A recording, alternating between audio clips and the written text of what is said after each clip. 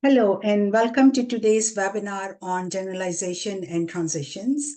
I'm Saima Ijaz, joining you from Nanaimo, British Columbia, located on the beautiful and traditional territory of Snuneymuxw First Nations.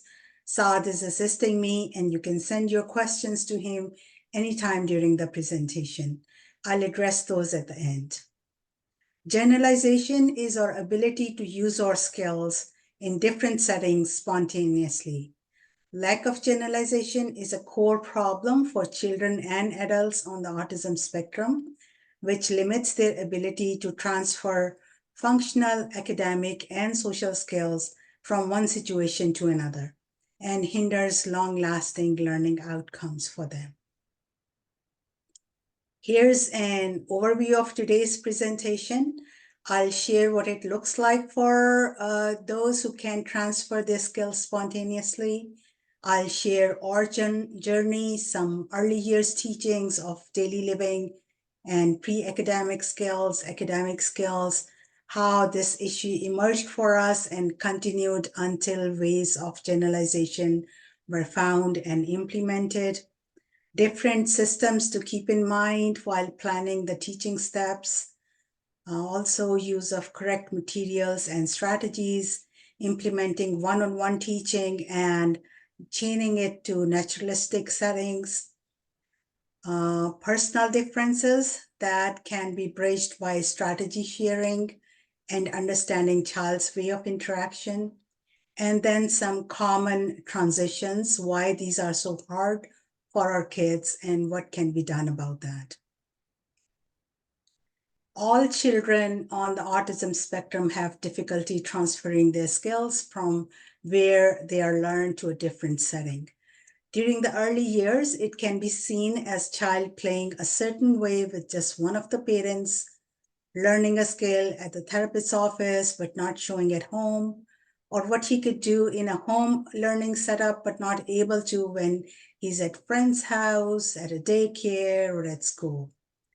This leads to quite a struggle and confusion about child skill levels during the primary years. This lack of generalization gets more frequently noticed during the school years when child learns well in a class setup, but if the EA changes or when the child moves to another grade or to a different school, it seems like he can't do the same stuff anymore.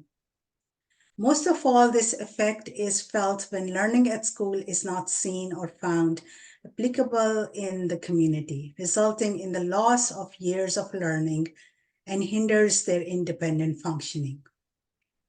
So one of the most important steps in teaching any skill in any environment is generalization to other settings. Parents usually keep track of their child's early milestones.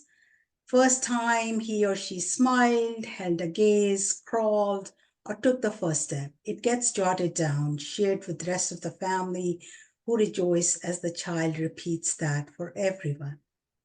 This ability of the typical children to quickly use their freshly acquired skills in new settings is what we expect from all of our children. Long before the diagnosis or any worries set in, parents of children with autism and related disorders remember watching the child take a new step once, but not again until after a noticeable gap, which would leave one in doubt if it actually happened. And the two parents get to see a different side of the child sometimes. This was probably also one of my earliest realizations which concerned me during my son's first year. Over the next few years, I also noticed that he was more alert, playful, and observant during certain times of the day and night. One was during early afternoon when it would be just me and him at home, and then even more obvious one around bedtime. When after a long bubble bath, I would get him in his PJs, wrap him up in a blanket, turn off the lights to get him to fall asleep. And to my dismay, he would choose the exact moment to start jumping around, laughing, looking at me for a response, a reaction that I had longed and worked for throughout the day. When he was 3 to 4 years of age, I made a list of some age-appropriate daily activities for practice, as he seemed to be not catching on those on his own. I also tried to make use of the timings when he seemed more alert as the teaching moments. Like before laying him down at night, I would use flashlight, make hand shadows, guide him for stretching and action imitation. I started a sing-along video and see if we could imitate some of the steps from watching the kids.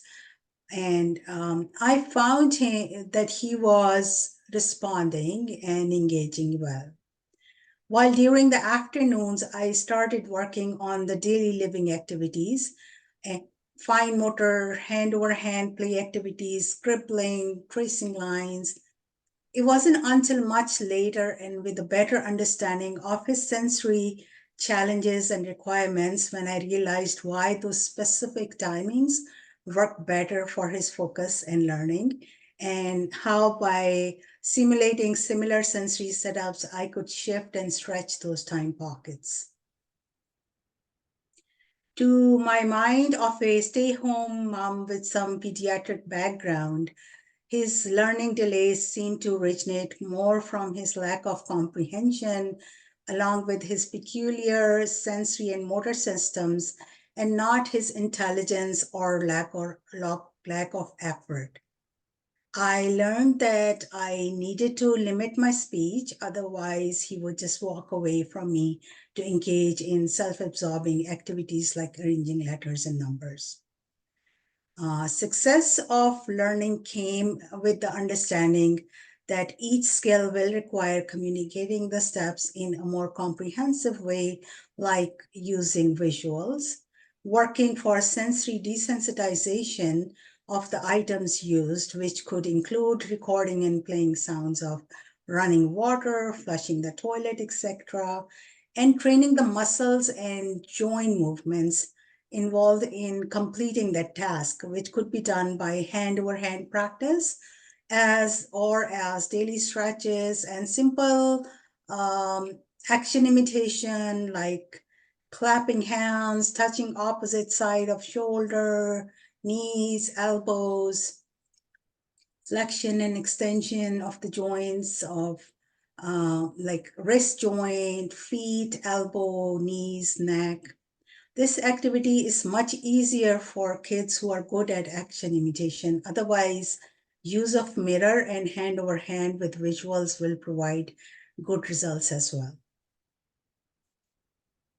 While I continue to notice some motor discoordination and slight delays in Kasim, they were not significant enough for the family doctor for a referral, and I was somewhat satisfied that he's learning at his own pace.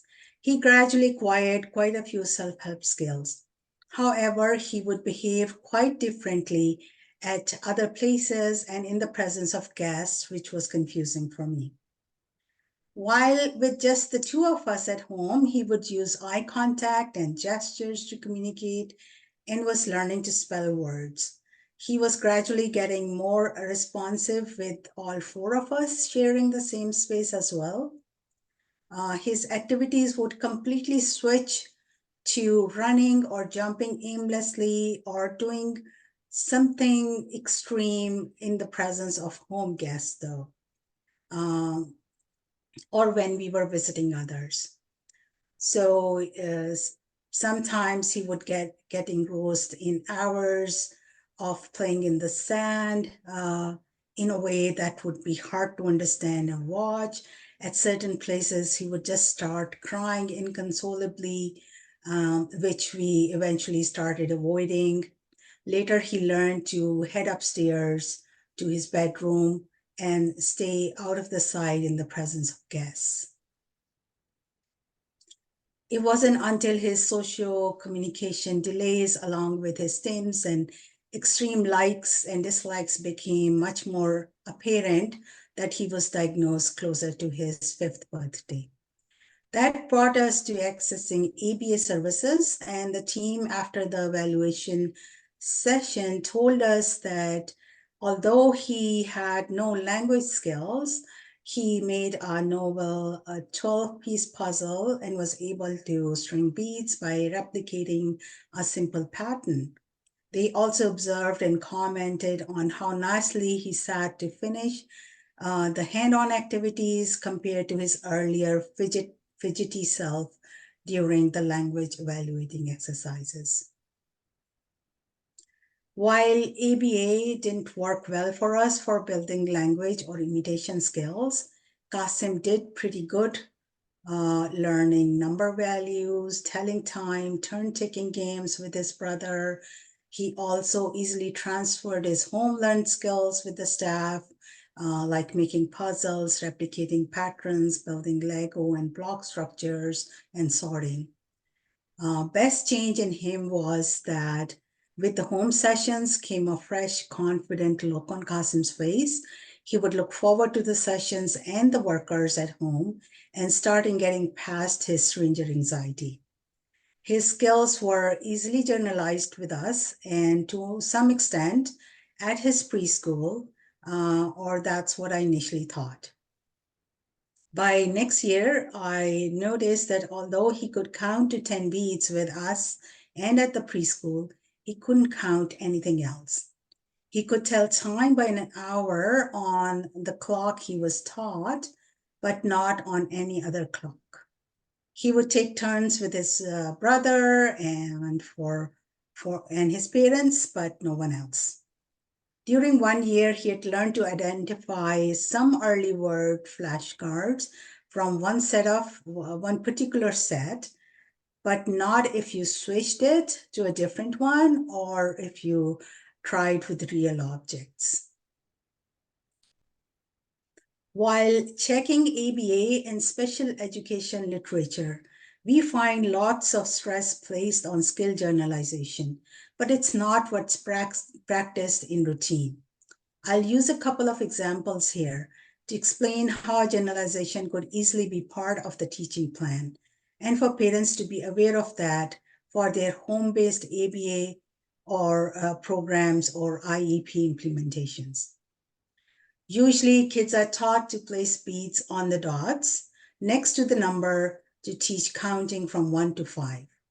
Dots are then faded out gradually, but as the child has a mental picture of the dots, they can count the beads when given a different number. And that's where you can hear them say the child has mastered, he can count to 5, 10, or 20.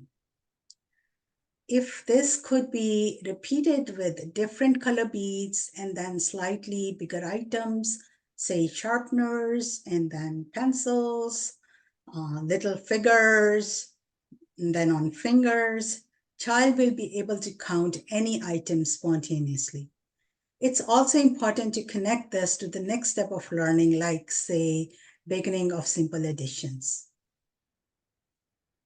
For teaching time, a clock with bright contrasting colors, prominent hands, clear numbers is usually used.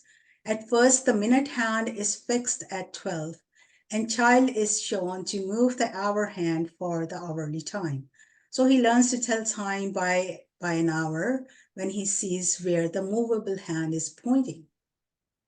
This needs to be transferred to an ordinary clock, and the difference of long and short hands taught instead of differentiation based on movable hand or the red color hand. So gradual steps can be created for that and tested out on yet another clock before marking it down as a mastered skill. Qasim had learned turn-taking with his brother with the use of a turn-taking card carrying names and pictures of both. They had practiced turn-taking for finding a piece of puzzle, some computer time activities, and during ABA sessions playing a board game. I think it was Trouble. We had faded the visual card successfully and replaced it with a verbal cue of Saad's turn and Qasim's turn, till he knew that he needed to wait for his brother's move before his next one while playing on computer, and then he started taking turns with him on the swing and trampoline with only an occasional cue. At preschool, however, he avoided his peers completely, till named pictures of some of the kids were shared with him, and with the staff and parents' permission, a turn-taking visual card that was similar to the one used at home was made. So he started spending a bit more time with his peers and sharing some limited time activities. So a great overall outcome was that he started paying more attention to his peers and started taking their lead to join in their activities.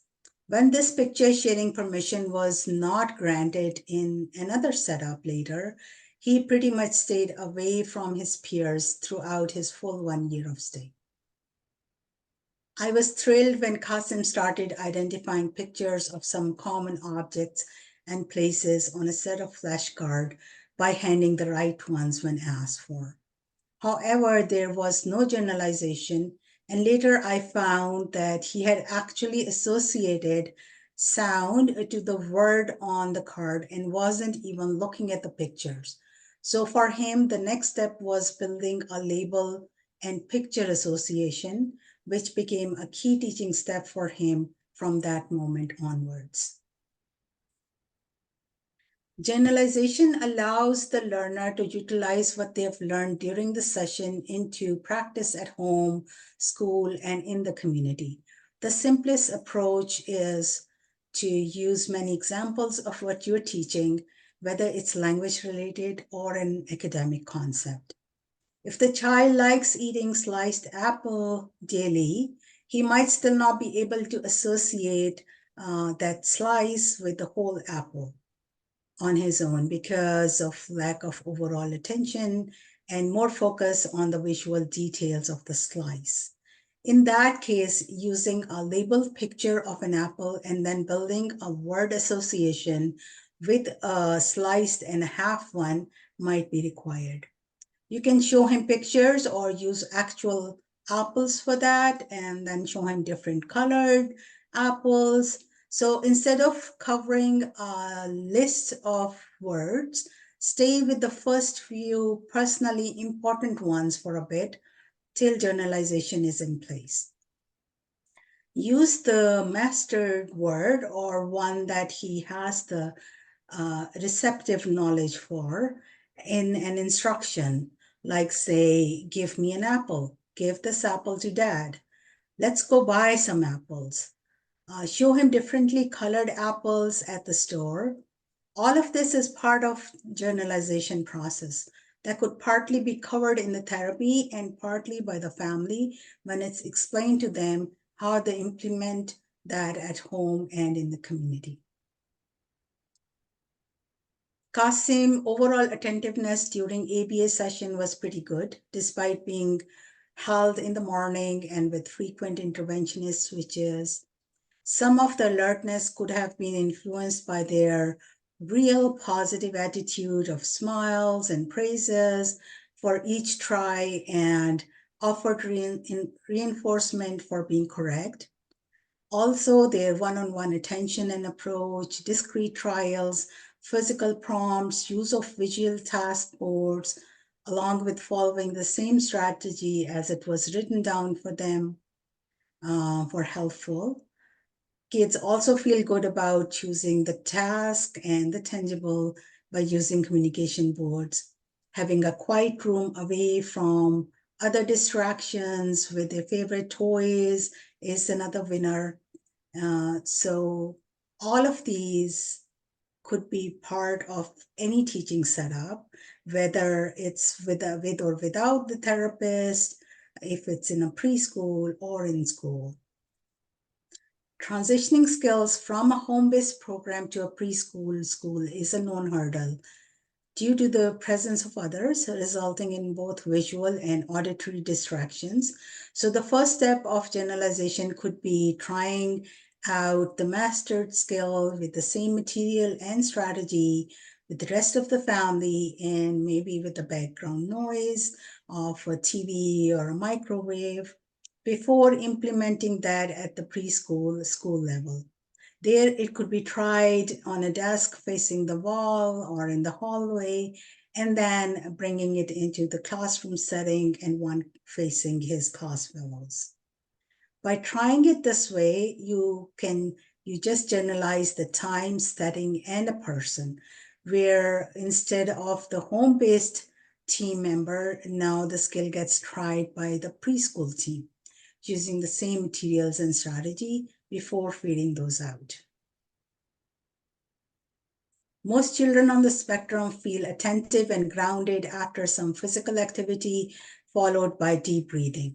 So, alternating teaching with sensory breaks, with sensory fidgets, or a lap or two in the gym, use of visuals, noise canceling headphones, stepwise written instructions for task completion are strategies that are used quite well by the schools.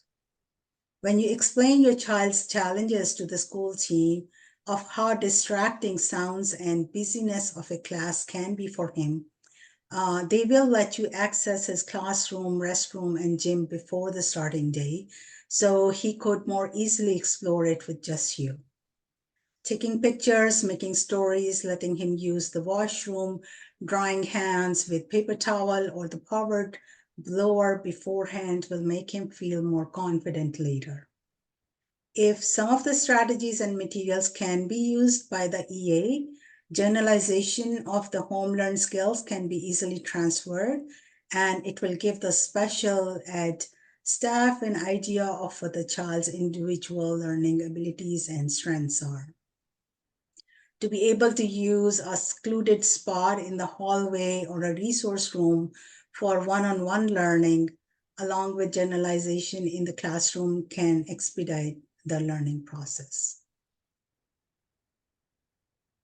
Learning how to use money is a very important skill, and that child help the child become independent when out and about in the community. No matter what abilities your child currently has, there are ways that he or she can begin to learn money skills. At school, consider adding money skills to the child's IEP. Using real money and proper strategies, I found that simple money skills can be taught to a level 2 and 3 kids on the autism spectrum as well. I have used a nickel operating mini gum machine where the child would collect pennies for his table task activities and then exchange it for a nickel for gum. You can also use nickels as reward tokens and exchange those for a quarter or dimes for a loonie. To be able to learn money value at school is not enough, especially if it's done using mock money and worksheets only. Use of coins and bills is just as important as use of actual money exchange experience for the child, which can be provided within school. If school has a cafeteria, it would be ideal for a daily activity or an alternate activity.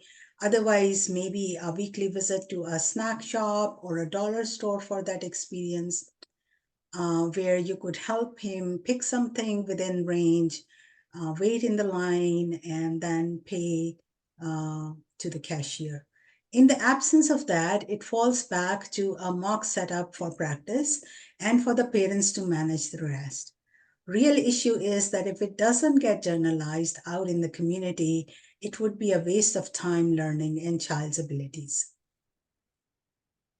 While setting up a home-based program, 2 to 3 workers are usually trained for carrying alternating shifts, so child learns the same skill with different individuals at the same time. Although there are some slight individual differences, strategy is the same as they follow a written instruction. I have always wondered if the special ed staff or EAs could create a learning log for their student about their successful strategies, which would work great in case of a substitution, or if the school could introduce an EA and a workstation exchange once a week for an in-school generalization across person and place. Have you wondered why a child on the spectrum will connect with certain folks just on their own, while with others it might take ages or they may never connect? Have you wished that there was a recipe of how he could connect with more folks easily? If you ask me about one issue that I have advocated most for, it's the individual way of interaction.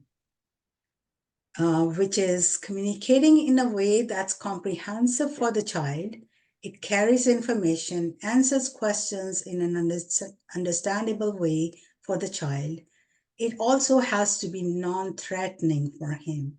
And what do I mean by that? As no one thinks that they use threatening language. For my son, it means not loud, not high-pitched, not fast, not using complex language or long sentences.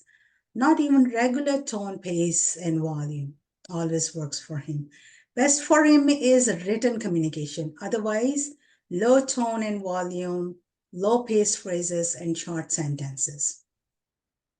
It also meant that first connect with just eye contact and a fist bump, and then share some activity time together quietly.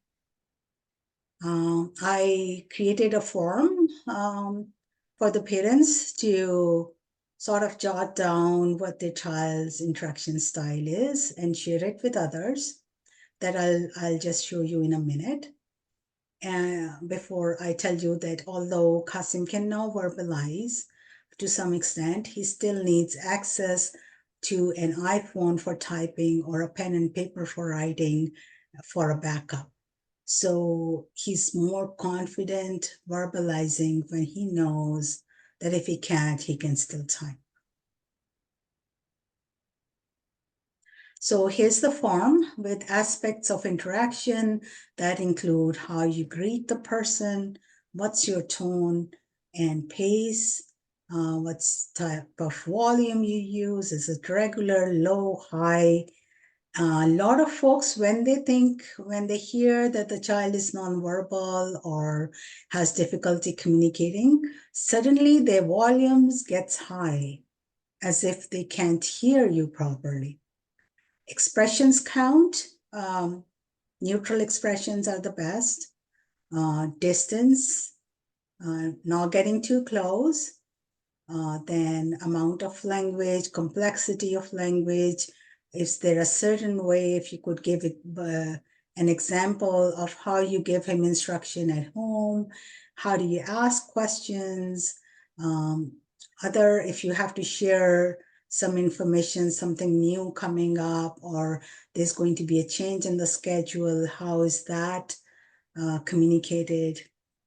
And if there is a use of an AAC device, and he uses that, how do you communicate back? Do you use the same device, or do you stay verbal, or like all those things matter, and they are very individual for each of them. So if the goal of all teachings is to create skills that are socially significant and for the learner to demonstrate those in relevant settings, then these 6 areas are to be used for generalization. I believe that if during the primary school years, we could just focus on teaching and generalizing basic daily living skills, establish accommodation for lessons and interaction style, and teach basic math and money skills, future learning and society application of the learning will always be a success story for all of these kids.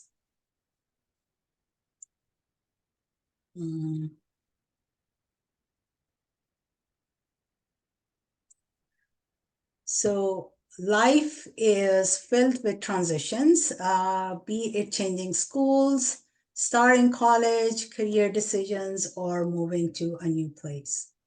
These shifts are inherent in our journey, shaping our experiences and guiding us through various stages of life. Transitions evoke a range of emotions in everyone, including doubt, fear, anxiety, excitement, or curiosity. However, for children with autism, transitions can be extremely hard to process and manage. So, if your question is why they are so hard, imagine if it was difficult for you to communicate your needs and worries, you didn't know how to ask questions or ask for help, and if you had experienced that new situations could cause extreme discomfort and anxiety, then how would you feel about transitions? Good thing is that with proper planning and communication, we can turn these stressful transitions into positive learning experiences. Teaching meditation when a child is relaxed, not just to the ones on the spectrum, but every child, by imitation or with the help of breathing apps is important. So they can experience the calming effects. This will help them practice self-regulation when reminded while managing daily life stresses. Help them understand that they are not alone and we all experience stress when we are about to make any transition in our lives. Highlight the positives that changes can bring about, be there for them, listen without judgment, and create small action to help them move forward. Transitioning to school can be difficult for children on the spectrum. The change of routine, the uncertainty associated with the changing activities of classroom, along with unfamiliar faces, contribute to heightened anxiety in these children. As a parent of a child on the spectrum, you already know how important it is to prepare everything in advance. In this case, you can contact the school early, ask if your child can visit the school before their first day so they are familiar with the environment. Take a few pictures of the classroom, washroom, playground, gym, resource room, and the library for your child to look at. Point out books and toy bins for the primary classes. See if with the class teacher's help, you can share with him a basic class schedule as well. Showing him picture of the teacher, EA, and some of the students with their names can make a huge difference. You can also drive by the school with your little one, perhaps walk around the grounds and let him explore the playground before school begins. You can also contact transportation if provided and ask the driver to stop by, meet your child, get on and off the bus for practice. Working with my son during primary school years, I learned that most lessons are theme-based. By teaching him some key nouns and action words with picture association a week before the new lesson, and then presenting the same words as steps, sequences, or cycles to convey the learning objective, resulted in him being much more attentive during the lessons and for the learning activities. I found that the simple step of prepping for the new lesson, when accepted by the teachers, provided encouraging results and overall better attitude. Even as adults, we all know how stressful preparing for a vacation can be. There are some steps on how we can include our children in planning, preparation, and the packing to make it understandable for them. Mark the days on the calendar when you'll be leaving and coming back home. A story about who would be going, about the destination, and if you're going by road or by air. Another one about where you'll be staying, any key places that you're planning to visit, some of the things that are going to stay the same. Like we still can have your favorite cereal in the morning, and before bedtime, I'll read you a story. Make a list of clothes, toys, sensory fidgets that the child likes and show your child while packing those so he knows what's going along. Involve the child in the packing of their carry-on backpacks with toys, devices, and snacks for the trip. For each day, let the child know what his day would look like. If there's a special place you will be visiting, then you can take pictures or make use of pictures and written words if he has trouble understanding what you're saying. And also let him know that at the end of the day, like we'll be visiting the zoo, but by 5 o'clock, we'll get back to the hotel room, and that's where we will stay. We'll be there for the night. Let them know that they are doing great. Take pictures as reminders of sharing your memories, and let them use a story for the class show and tell later. Moving may seem overwhelming, but there are steps you can take to make this transition easier for your special person. Again, use the calendar support and countdown of the days.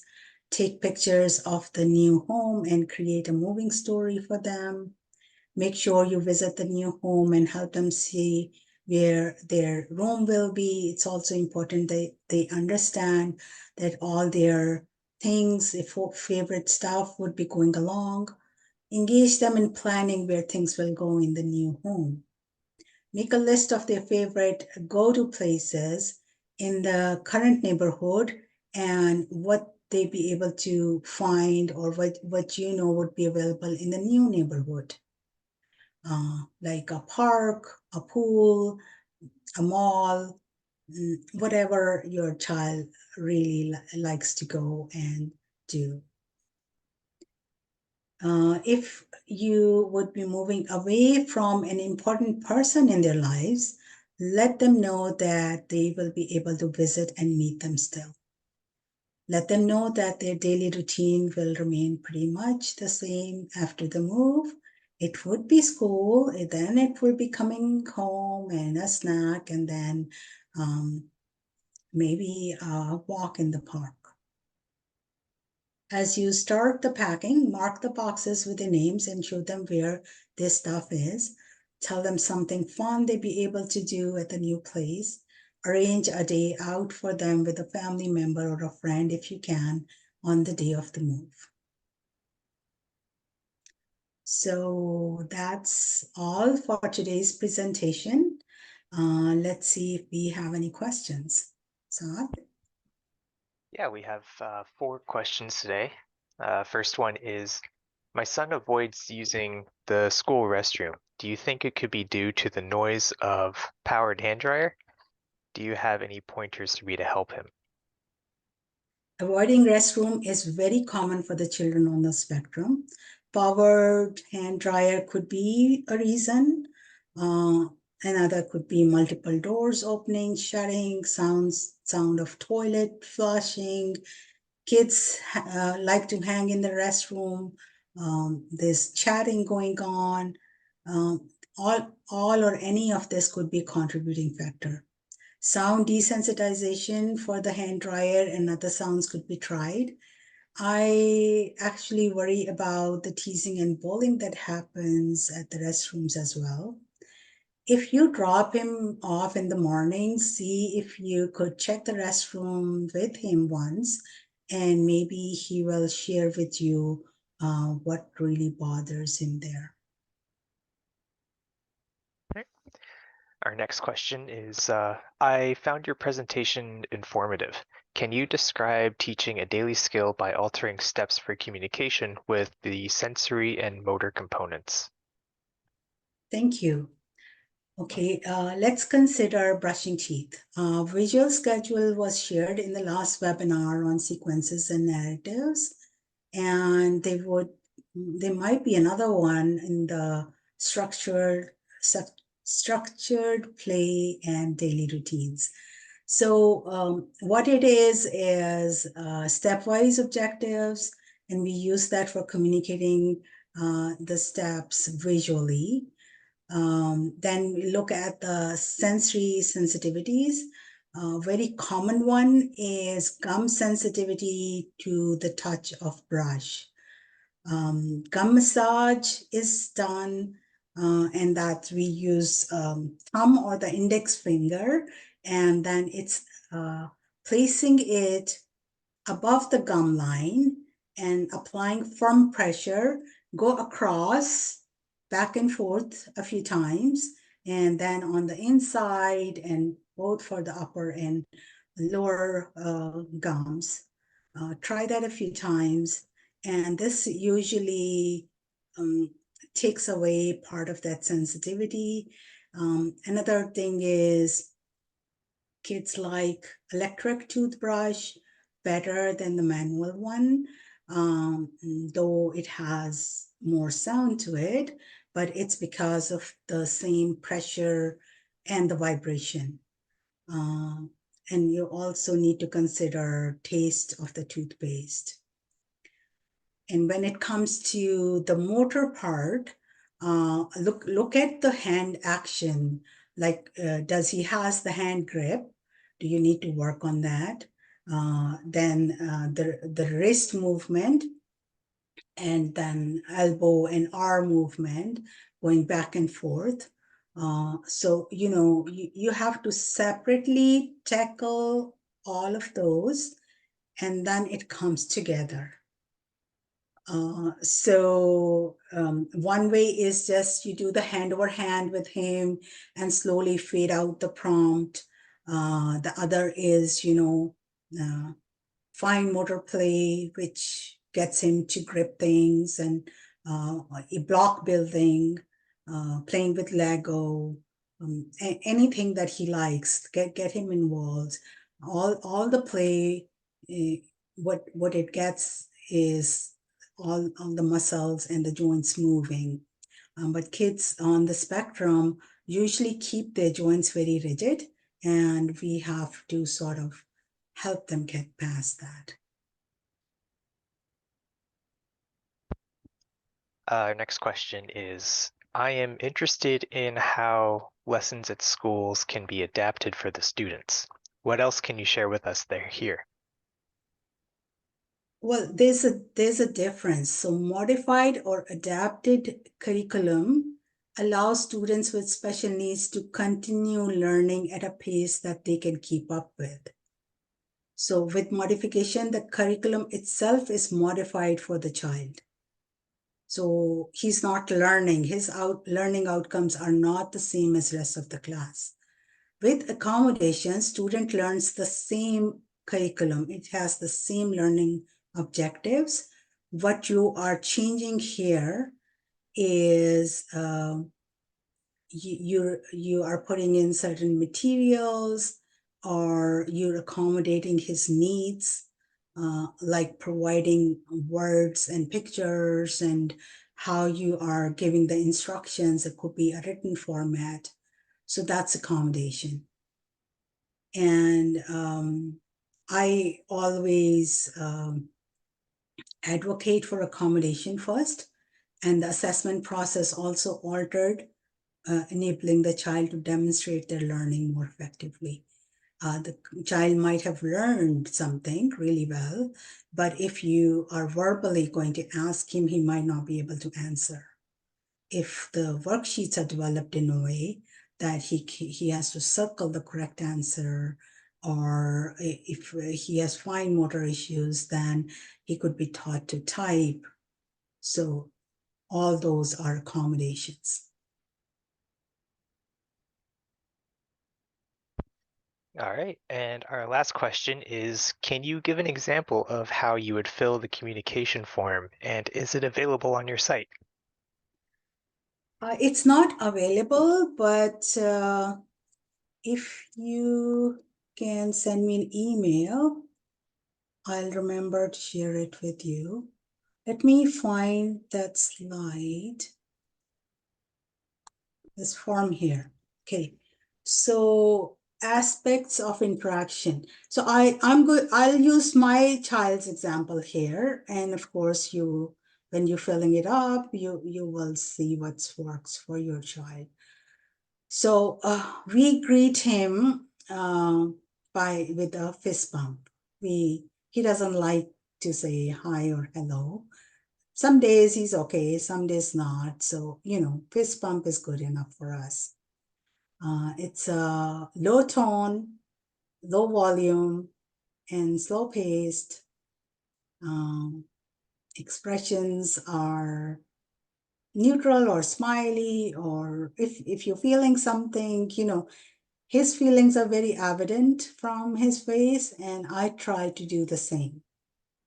Like if he's done something and um, I I am not too happy about, I'll try to show that slightly. Um, and he likes to prank me sometimes, and then he laughs at me, like, yeah, right, mom doesn't get it. So depends. But I wouldn't use the animated expressions like sometimes you're told. um, so amount of language, a sentence or phrases, um, given instruction. Now the difference is if it's a verbal instruction, he needs one at a time, but you can write up to 6 to 7 instructions, number it, and he'll follow. He'll read, and so that's the difference. He has the potential. It's which one can he remember or stays with him longer. Um, then asking questions, um, like if for an example, someone went and said something to him, and his response is he'll cover his ear. And then if I was to write down, does your ear hurt? Yes or no? Like there's a doctor there and he wants to know that. So I've written that. So he quickly circled no. And he's like looking at you. Don't you get it? It's you talking. That's the reason. So, but other than that, asking questions like, where do you want to go? You can give him a few choices. Again, if it's a verbal communication, 2 choices, and I try to fill it up. My examples are for a verbal and for a written expression. So, so the person who's reading it gets to see the difference. Like otherwise they think, oh, he can do it. If you're telling him something, all you have to do is push him on. And what it does is he starts stepping back. So tell him the huge range of difference that's there. If when you're sharing information, again, you can you just have to use 2 to 3 words, but you can give him a social narrative with a lot more information, and he'll go over that, and and that's more sustainable as well. um, then informing changes or something new is scheduled, something new coming up that he's probably not going to like it. It's a dentist visit. Um, I'll tell him earlier in the week. I'll write down the day, the date, time, um, where is it that we will be going, and what is it for, how long we might be there, and then yeah, and that if he has the time to process it, it he might still be a bit anxious, like all of us are when going to the dentist, but he would be willing, and he'll keep it together. Again, if it's a change about something that he looks forward to, like going to the pool, and that's going to be closed, again, letting him know beforehand, and give him an alternate thing that instead of that, we'll just go for a drive over there and go to the park and spend some time at the beach. So all that, if you're going to spring it up at the last moment, then of course it's there might be a consequence to that. um, Also be aware if the child uses a certain AEC device. For Qasim, he doesn't. We've tried many, and the reason being that his choices are very specific. And then there's no way you can capsule that. And the biggest thing is he can type, and he could be really give you those specifics when he's typing. So he has a higher skill in that way. But if a child uses an AAC device, try to use it, try to check also as a parent, try to tell others how are they going to respond. If the child is using the AAC device, are they supposed to use the same, or they communicate a certain way, they use sign language or a few words, anything that you can add in there. Use this document with anyone who works with him, with your family, with your friends, and with any transition that he goes through. I hope it's helpful. And are these all the questions, Odd? Yeah, that's all the questions I have. Okay, thank you. Link of the recording will be available on the education page of autismsolutions.info in a week. If you have any questions about this or the following webinars, please drop me an email. Thank you for joining and have a good day. Bye.